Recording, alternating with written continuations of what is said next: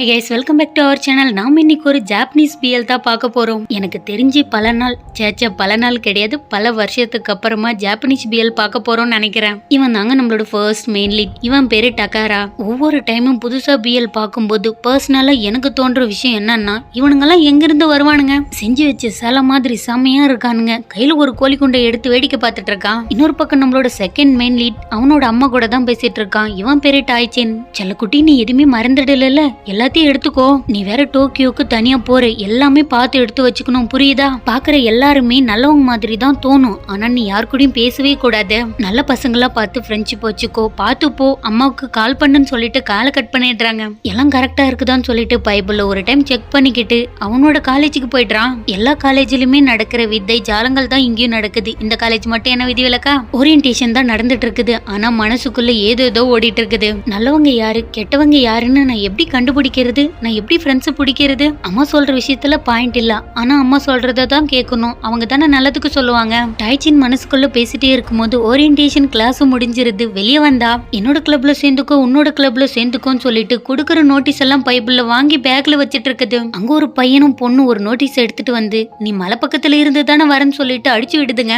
இந்த மக்கள் அதுக்கேத்த மாதிரி தான், ஆமா நான் மவுண்டன்ஸ் இருக்கிற இடத்துல இருந்து தான் வரேன்னு சொல்லிட்டு அவனோட பேரை ஏதோ சொல்ல வர, இந்த ரெண்டுங்களும் அமைதியாவே இருக்க மாட்டேங்குது. உன் பேரு அது இதுன்னு சொல்லிட்டு இதுங்க பாட்டுக்கு ஏதோ ஒண்ணு அடிச்சு விட்டுட்டு இருக்குதுங்க. டைச்சின் அவனோட பேரு சொல்ல வரும்போது சடனா அங்க இருக்கிற பூவெல்லாம் விழுது. இவங்களுக்கு பின்னாடி ஒருத்தன் நின்னுட்டு இருக்கான். யாருடான்னு சொல்லிட்டு அவனோட கையை பிடிச்சி இழுத்துட்டு இருக்கான் டைச்சின். அது வேற யாருமே கிடையாது, டகாரா தான். அப்படியே ஸ்லோ மோஷன்ல திரும்பி பாக்குறான் பாருங்க. ஹீரோ கூட தோத்தா, அந்த அளவுக்கு சூப்பரா இருக்கான். உங்களால ஏதாச்சும் சொல்ல முடியுமான்னு கேட்டுட்டு இருக்கான் டைச்சின். ABCDEFGHன்னு சொல்லிட்டு அவன் பாட்டுக்கு சொல்லிட்டே இருக்க, டி என்னடா காமெடி பண்ணிட்டு இருக்கீங்கன்னு சொல்லிட்டு இதுங்க ரெண்டுங்களும் சிரிச்சிட்டு இருக்குதுங்க. இன்னும் சொல்ல முடியுமான்னு டைச்சின் கேட்க, ஏன்டா இங்க என்ன காம்படிஷனா நடக்குது, ஏன்டா இந்த மாதிரி பண்ணிட்டு இருக்கன்னு சொல்லிட்டு கலாச்சிட்டு இருக்காங்க. டோன் மார்க் பத்தி சொல்லுங்கன்னு டைச்சின் கேட்க, என்னடா ஆச்சின் கென்சோ கேட்க, இல்ல எனக்கு ஒரு மாதிரி அன்னோயிங்கா இருக்குது.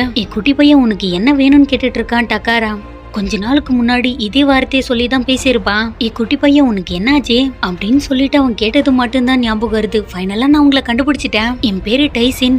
லாஸ்ட் இயர் நீங்க கூட புக்குவாக்கு வந்திருந்தீங்கல்ல, அப்போ என்ன நீங்க தான் கம்ஃபர்ட் பண்ணீங்கன்னு சொல்லிட்டு இருக்கான். ஓ, அன்னைக்கு நீ அழுதுட்டே இருந்தல்ல, எனக்கு இப்ப ஞாபகம் வந்துருச்சுன்னு டகாரா சொல்ல, உங்களை மறுபடியும் நான் பாக்கணும்னு நினைச்சேன், அதனாலதான் இந்த யூனிவர்சிட்டிக்கு நான் அப்ளை பண்ணேன்னு சொல்லிட்டு இருக்கான். அதுக்கு என்ன, ஒரு வழியா நீ தான் என்ன கண்டுபிடிச்சிட்டல, என்ன பாத்துட்டல, அடுத்தது என்ன பண்ண போற? நான் உனக்கு கடன் பட்டிருக்கேனா என்ன? இதெல்லாம் ஒரு மாதிரி அன்னோயிங்கா இருக்குது. இந்த ஸ்கூல்ல நீ சூஸ் பண்ணது இருக்கிறதுலே கேடு கெட்ட விஷயம். என்னால இதுக்கு மேல இங்க இருக்க முடியாது, நான் கிளம்புறேன்னு சொல்லிட்டு அவன் பாட்டுக்கு அங்க இருந்து கிளம்பிடுறான். இவனை பார்க்க நான் எவ்வளவு தூரத்துல இருந்து கஷ்டப்பட்டு வந்திருப்பேன், ஆனா என்ன பார்த்து எரியுது கடுப்பா இருக்குதுன்னு சொல்லிட்டு போயிட்டானே. இவனுக்கெல்லாம் மனசாட்சி இருக்காதான்னு சொல்லிட்டு மனசுக்குள்ளேயே புலம்பிட்டு இருக்கான். இவங்க ரெண்டு பேரும் லவ் பண்ணி எப்படி சேர்றாங்கன்றதுதான் இந்த சீரீஸே. இந்த சீரீஸ் நேம் டகாராஸ் ட்ரெஷர். நிறைய நாளுக்கு அப்புறமா பார்க்க போறதுனால இது கொஞ்சம் ஃபன்னா தான் இருக்க போகுது கைஸ். ஐயோ, இதுக்கு மேல இந்த டோக்கியோ நான் எப்படிதான் வாழ போறனோ தெரியலன்னு சொல்லிட்டு அன்னைக்கு நைட் புலம்பிட்டே படுத்துட்டு இருக்கான். அவனோட அம்மா கிட்ட இருந்து நிறைய மெசேஜ் வீடியோ எல்லாம் வந்திருக்குது. ஆக்சுவலி ஒரு பெட் பேர்டு வச்சிருப்பான், அதை பத்தி தான் நினைச்சு பார்த்துட்டு இருக்கான். அந்த பேர்ட் பயங்கர ஸ்பெஷல் போல. டைச்சினோட பேர் அவ்வளவு சூப்பரா சொல்லிட்டு இருக்குது. சின்ன வயசுல இருந்தே டைச்சின் அந்த பேர்டை வச்சிருக்கான். அது பேர் ஒக்குமா குன். அப்படியே மெதுவா பேக் ஓபன் பண்ணி பார்த்தா ஹைக்கிங் கிளப்போட நோட்டீஸ் தான் இருக்குது. டகாரா அந்த கிளப்ல தான் இருக்கிறதுனால ஃபைனலா அதே கிளப் சூஸ் பண்ணிடுறான். இவனை வெல்கம் பண்றதுக்காக மெய்தான் நின்னுட்டு இருக்கா. என்னப்பா தம்பி, நீ வந்துட்டியா? ஃபர்ஸ்ட் டே என்ன இன்சல்ட் பண்ணிட்ட, பரவாயில்ல, நீ வந்தது வரைக்கும் சந்தோஷம் சொல்லிட்டு இருக்காமே. அன்னைக்கு நம்ம பார்த்தோமே அந்த சீனியர் வந்துட்டாரான்னு சொல்லிட்டு ஒரு மாதிரி பேசிட்டு இருக்கான். நீ கவலைப்படாத, அவன் ஆல்ரெடி வந்துட்டான், அங்கதான் நிக்கிறான் பாருன்னு சொல்லிட்டு டகாராவை காட்டிட்டு இருக்கா. ஈஷின் எப்பவும் போலதான் டகாராவை வாய்ப்புலந்து பாத்துட்டே இருக்கும்போது அங்க இருக்கிற எல்லாருமே அவனை புகழ்ந்து பேசிட்டு இருக்காங்க. டைச்சினை பத்தி சொல்லணும்னா பயங்கரமான ஷை டைப், மனசுக்குள்ள இருக்கிறத டைரக்டா வெளியில சொல்றதுக்கு கூட தைரியம் இல்லாத ஒரு ஆள். ஆனா டகாரா அப்படியே ஆப்போசிட். அவனோட மனசுக்குள்ள என்ன தோணுதோ அடுத்தவங்க மூஞ்சி முன்னாடி அப்படி டைரக்டா சொல்லிட்டு அவன் பாட்டுக்கு போயிருவான். இவனோட பேரு கூட சொல்ல போனா டைச்சினுக்கு தெரியாது. டகாராவா அது யாருன்னு கேட்டுட்டு இருக்கான். அவன் பேரு கூட தெரியாதா? அவன் பேரு தான் டகாரா. அதுக்கான மீனிங் ட்ரெஷர்னு சொல்லிட்டு இருக்காமே. ஆமா, நீ வரப்போறியா என்ன? அவ்வளோ கேவலமா கழுவி ஊத்துனதுக்கு அப்புறமா கண்டிப்பா உனக்கு கட்ஸ் இருக்குதுன்னு சொல்லிட்டு இருக்கான். நான் உங்களுக்கு தேங்க்ஸ் சொல்லணும், அதனாலதான் வந்தேன். என்னோட தேங்க்யூ உங்ககிட்ட வந்துருச்சுன்னா அதுவே போதும். அதை சொல்றதுக்காக தான் நீ ஏதோ இழுத்துட்டே இருக்க. அதான் நீ சொல்றதெல்லாம் நான் கேட்டுட்டேன்ல, தயவு செய்து என்ன ஃபாலோ பண்ணிட்டு வராத, எனக்கு பயங்கரமா கடுப்பா இருக்குதுன்னு சொல்லிட்டு டகாரா அங்க இருந்து கிளம்பிடுறான். டே, அவன் சொல்றத கேளுடான்னு மெய் சொன்னாலுமே அவன் பாட்டுக்கு அது கேட்காம போயிடுறான். அங்க இருக்கிற எல்லாருமே டகாரா பின்னாடி போயிடுறாங்க. ஆனா என்ன பண்றது, இந்த டைச்சின்னு யாருமே கண்டுக்கல. ஐயோ, யாரும் என்ன விட்டுட்டு போகாதீங்க சொல்லிட்டு சொல்லிட்டு பின்னாடியே போயிட்டு இருக்கான். குறிப்பிட்ட தூரம் போனதுக்கு அப்புறமா வந்ததுல பாதி பேரால என்னால முடியல உன்னால முடியலன்னு சொல்லிட்டு கீழே இறங்கி போக ஆரம்பிச்சிட்டாங்க. எல்லாருமே ஒரு மாதிரி டயர்டா ஃபீல் பண்ணா கூட டைச்சினோட ஃபேஸ்ல துளி அளவு கூட வேர்வை இல்லவே இல்ல. ஃப்ரிட்ஜ்ல இருந்து ஃப்ரெஷ்ஷா ஆப்பிள் எடுத்தா எப்படி இருக்கும் அதே மாதிரி தாங்க அவ்வளோ ஃப்ரெஷ்ஷா இருக்கான். பிரேக் வேணும்னா நம்ம எடுத்துக்கலாம்னு சொல்லிட்டு இருக்கான் டக்காரா. இன்னும் கொஞ்சம் தூரம் போனா நல்ல இடம் இருக்குதுன்னு சொல்லிட்டு கென்சோ. ஆறு மாதிரி ஒரு இடம் இருக்குது, அதுக்கு பக்கத்துல தான் எல்லாருமே டேரா போட்டுட்டு இருக்காங்க. எல்லாருமே அவங்க வேலையை பார்த்துட்டே இருக்கும்போது டைச்சின் எப்பயும் போல தனியா ஆத்து பக்கத்துல உட்காந்துக்கிட்டு அங்க இருக்கிற செடிங்க பேரை சொல்லி பார்த்துட்டு இருக்கிறது எல்லாமே டக்காரா பார்த்துட்டு தான் இருக்கான். ஒரு வழியா அடிச்சு புடிச்சு மலை உச்சிக்கு வந்து பார்த்தா ஜப்பானோட பிளேஸ் எல்லாம் பயங்கர சூப்பரா தெரியுது. இந்த டோக்கியோல இருந்து இவ்வளோ நல்ல இடங்கள்லாம் பார்க்க முடியுமான்னு சொல்லிட்டு வாய்ப்புலந்து பார்த்துட்டே இருக்கும்போது ஒரு பொண்ணு பெராக்கு பார்த்துட்டு வந்து டைச்சின் மேலே இடிச்சிட்டு சாரி கேட்டுட்டு இருக்கா. அடுத்த டைம் நடக்கும்போது பார்த்து நடங்கன்னு சொல்லிட்டு இருக்கான் டைச்சின். என்னன்னு ஒரு மாதிரி கேட்டுட்டு இருக்கா இன்னொருத்தி.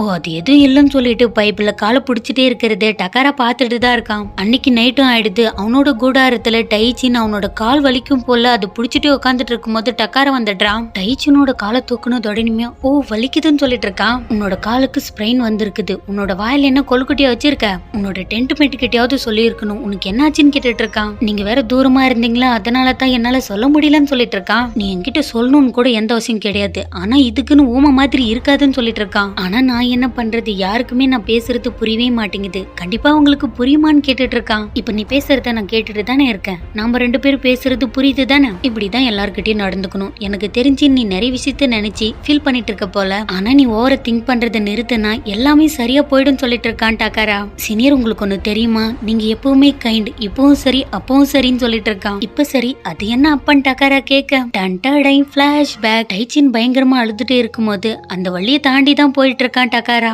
ஏ குட்டி பையா நீ எதுக்காகடா அழுற, இந்த பக்கமா நடந்து போன ஃபர்ஸ்ட் டே அப்பவும் அழுதுட்டே இருந்த, இப்ப இந்த பக்கமா நடந்து வரேன் இப்பயும் அழுதுட்டே இருக்கு, என்ன ஆச்சுன்னு கேட்டுட்டு இருக்கான். நான் ஸ்ட்ரேஞ்சர்ஸ் கூட பேசுறதுக்கு அலோடு கிடையாதுன்னு சொல்லிட்டு இருக்கான் டைச்சின். ஏ குட்டி பையா நான் ஸ்ட்ரேஞ்சர் எல்லாம் கிடையாது, நான் ஒரு டூரிஸ்ட், ஹைக் பண்றதுக்காக தான் நான் வந்தேன். சொல்ல போனா இந்த இடத்துல இருந்து இப்போ நான் கிளம்ப போறேன். நீ என்கிட்ட உன்னோட பிரச்சனை பத்தி சொல்றதுனால எதுவுமே மாற போறது கிடையாது தான், ஆனா உனக்கு கொஞ்சம் ஃபீல் ஃப்ரீயா இருக்கும்ல. நீ இதே மாதிரி அழுதுட்டே இருந்தா என்னால நிம்மதியா இங்கிருந்து போகவே முடியாது, உனக்கு எதுக்காக இந்த மாதிரி கஷ்டமா இருக்குது அதை பத்தி சொல்லுன்னு கேட்டுட்டு இருக்கான்.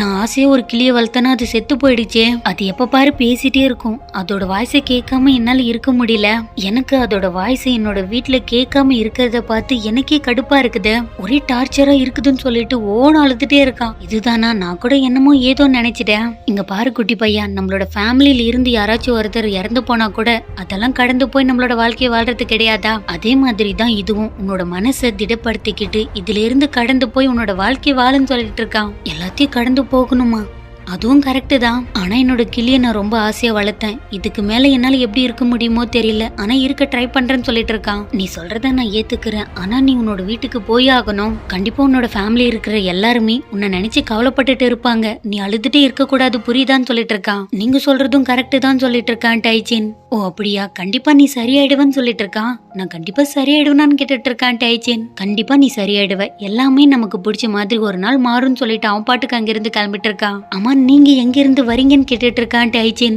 நான் டோக்கியோல இருந்து வரேன், நக்காமா யூனிவர்சிட்டியில ஸ்டூடெண்டா இருக்கேன்னு சொல்லிட்டு டக்காரா சொன்னதெல்லாம் மறுபடியும் சொல்லிட்டு இருக்கான். அன்னைக்கு நான் அழுதுட்டு இருக்கும் போது நீங்க தான் என்ன சமாதானப்படுத்துனீங்க, இன்னைக்கு எனக்கு அடிபட்டு இருக்கும் போது நீங்க தான் ஹெல்ப் பண்றீங்க, எல்லாத்துக்குமே ரொம்ப தேங்க்ஸ்ன்னு சொல்லிட்டு இருக்கான். ஆக்சுவலி நான் எல்லாத்தையுமே மறுபடியும் ஞாபகப்படுத்தி பார்க்க ட்ரை பண்றேன், நீ தான் எனக்கு தேங்க்ஸ் சொல்லிட்டல, இப்ப எப்படி ஃபீல் பண்ற, உன்னோட டியூட்டி எல்லாம் ஃபுல்ஃபில் ஆயிடுச்சுன்னு ஃபீல் பண்றியான்னு கேட்டுட்டு இருக்கான் டக்காரா. ஆக்சுவலி இந்த பர்சனை பார்த்ததுக்கு அப்புறமா என்னோட மனசுக்குள்ள நான் என்ன சொல்லணும்னு நினைச்சிருந்தேன், ஏதோ நினைச்சு வந்தேன், ஆனா என்னோட வாயில இருந்து ஒரு வார்த்தை கூட வரவே மாட்டேங்குது. ஆக்சுவலி உங்க கூட க்ளோஸரா இருக்கணும்னு நான் நினைக்கிறேன்னு சொல்லிட்டு இருக்கான். க்ளோஸரா அப்படின்னா என்னன்னு கேட்டுட்டு இருக்கான் டக்காரா. உங்களோட வாய்ஸை கேட்கிற அளவுக்கு க்ளோஸா இருக்கணும், உங்களோட கையை தொடுற அளவுக்கு க்ளோஸா இருக்கணும்னு சொல்லிட்டு அவன் பாட்டுக்கு ஏதேதோ சொல்லிட்டு இருக்கேன். இதெல்லாம் கேட்க கேட்க கிரீப்பியா இருக்குது, எனக்கு தெரிஞ்சு உனக்கு ஓகே தான், நான் இங்கிருந்து கிளம்புறேன், நல்லா தூங்கு, உன்னோட காலை எலவேட் பண்ணி வச்சுக்கோன்னு சொல்லிட்டு போன மாதிரி போனவன். உனக்கு மலைகள்னா ரொம்ப பிடிக்குமா என்ன, இல்ல காட்டுல இருக்கிற நிறைய செடி கொடிகளோட பேரு நீ முணுமுணுக்கிறத நான் பார்த்தேன்னு சொல்லிட்டு இருக்கான். ஆக்சுவலி என்னோட வீட்டு பக்கத்துல ஒரு மலை இருக்குது,